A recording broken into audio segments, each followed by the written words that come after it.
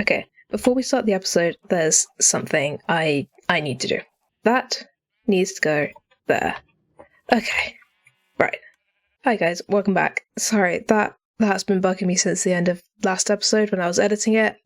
There was just a missing block, and it's just been like that for I don't even want to know how long. But it's fixed now, so we can start with the episode properly. So by me, you can see the product of last episode with all of the trees and the bushes. It's all looking very nice. But today I actually want to do a little bit more technical work.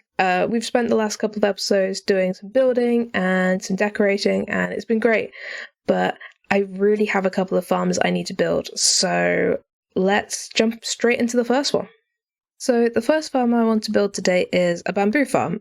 I do sort of have a bamboo farm already, but it's not very good, and when I saw the 1.20 announcement with those really nice bamboo blocks, I thought it was about time I built a proper farm. It's quite basic really. Since bamboo grows super fast, I don't feel like I need like a huge farm, just something small. And I mean, this is basically right next to my house, so it's going to be loaded a lot of the time, and so hopefully it should generate a decent amount.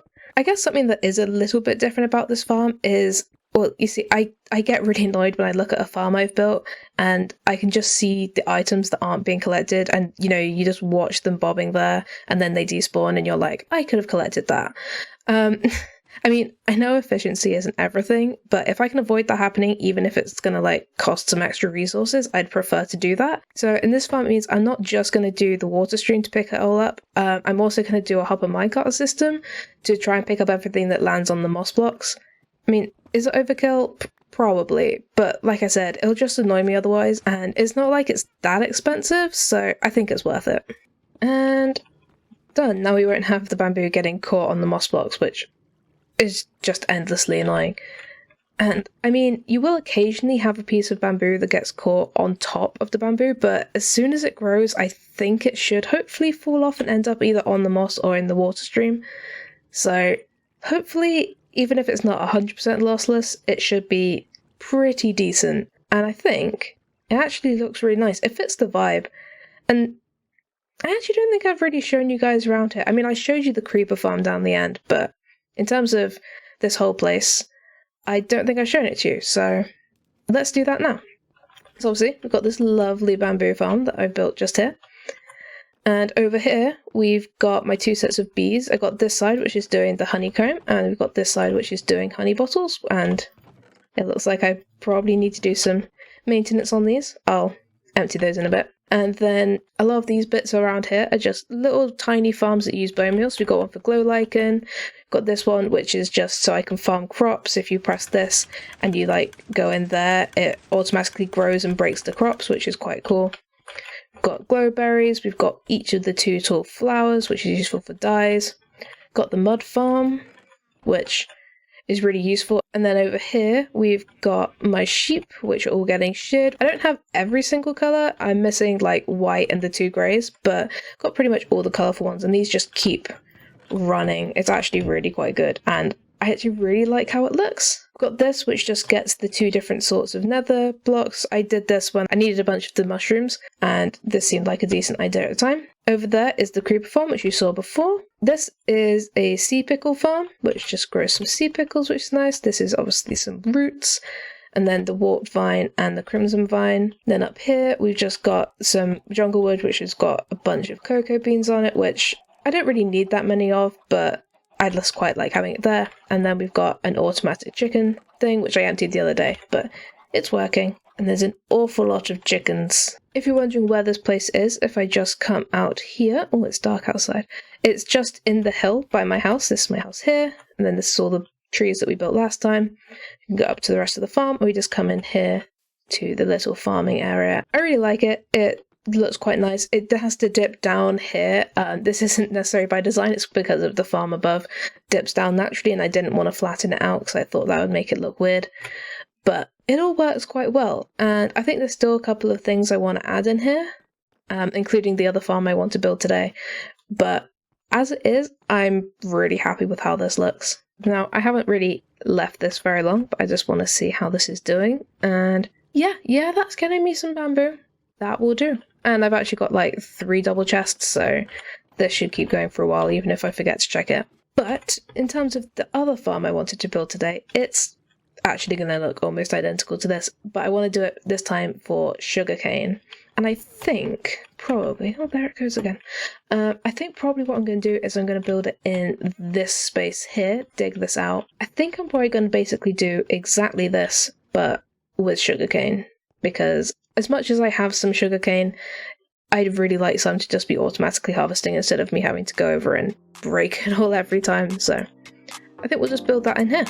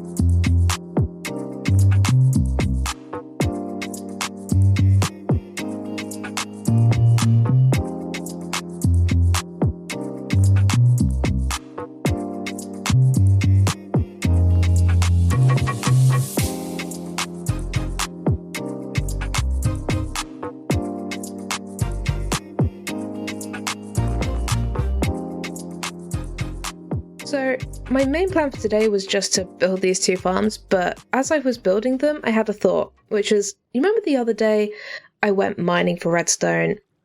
I realised I could have just bought the redstone from a cleric. I don't have one, but that's kind of what I want to do next. I've already got quite a lot of villagers here in my basement. They're mostly librarians for various books, but I've got some farmers and like a mason and a toolsmith. But as you can see, I don't have a cleric. However, I believe I do have a zombie villager that I cured a while back that I never brought home. So let's go get them and get a cleric going. Now, I believe my zombie villager is over in this direction. They should be in the bottom of an igloo that I found while I was travelling around the other day. Hopefully, they're still there, and they still remember that I cured them, so they'll give me a nice discount. And I believe that is the igloo. It's actually a really scuffed one because the mountain didn't quite form quite right, and you can see the way down. But I believe if I come down here, there should hopefully be a zombie villager. Well, a cured zombie villager. There you are, and actually, let's see if you remember that I helped you out. That's a discount. You seem to remember, so I'm going to work on getting you home. And we'll let you please link up. Yeah, there's my guy. Alright. Now, we've got to just get you home. I'm not very good at driving boats. Especially in reverse. Perfect. I mean, there's probably better ways of transporting villagers, but let's be honest, they're a pain. And at least this way he's not going to go run off and go into some other portal unexpectedly. It's so close and yet so far. Here is your destination. Now, I need you to go through that portal, okay? So don't go running off. Nope. Nope, that's exactly what I needed you to not do. Here we go. Yes. This way. Nope. You know, this is why your people always end up in huge trading halls where you're not allowed to leave. It's because if you're given some freedom, you're right pain. You okay, my dude? I understand that you want to get out of the Nether, but if you want to get out, go through this portal. Okay, that's the way out, not wherever it is you're going. That's not the way out. Oh, my man. Tell you what, if you go here, and I go put this here, and I let you out, run through the portal to get to the brewing stand. Or just stand still and let me push you. See, I give you a target block, and you just completely ignore it. Come on, up you go, up you go. Yeah, there we go. Into the water. Please no sky rats. Come on. There's a bed. You want my bed? Yes? And this is really the way you decided to go about it. Don't you close the door on me. Alright. No, you... Fine, I'll sleep. Okay, now, you. There we go. And of course my flooring gets in the way. Yes, these are your people. Get in the boat. Get in the boat. Stop talking to him. Get in the boat. You have a job, thank you. Right, I think we'll just put him in here. Oh wait, this probably is almost definitely not the right way of moving a villager, but... no, it's worked for me in here so far. So you just do this, and then you just poke him until he gets onto the carpet. Onto the carpet. They really don't like going on the carpet. Haha. And then, if I get rid of these, you should... Please tell me you have redstone. Yes, you do. Good. Let's lock that in. Let's get some emeralds. And yes, I will take some redstone. Thank you, sir. Well, now I've got our cleric set up, I think I'm going to call it there for the day. I'll do some more trading between episodes, make sure he's all leveled up, but I think we did pretty good today. I mean, we built 2 farms and got ourselves a new villager, so pretty successful, really. I think in my next episode, I might be starting to look at my next big project, but we'll have to see how things go. Anyway, until then, thank you guys for watching. I hope you have a great day, and I'll see you guys next time. Bye!